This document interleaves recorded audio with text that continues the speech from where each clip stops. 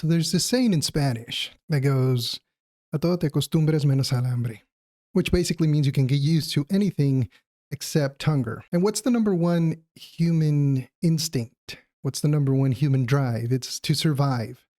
And that's in every way. That's emotionally, that's obviously physically. That's why the first things or the main things we look for is shelter and food. But there's also emotional survival. I was listening to a podcast on my way to the office, and they were talking about how 20-something% of Generation Z now identifies as LGBTQ plus. Whereas previous generations, it was, 10% of that maybe. And I think it has a lot to do with emotional survival. We see in today's day and age that culturally there's been a greater and greater divide created between young men and young women.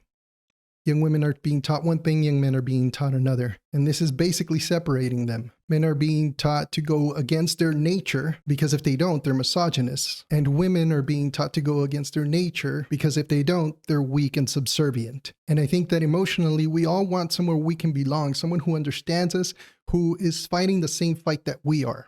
So when you separate young men and young women, where are they going to find that person that's fighting the same fight?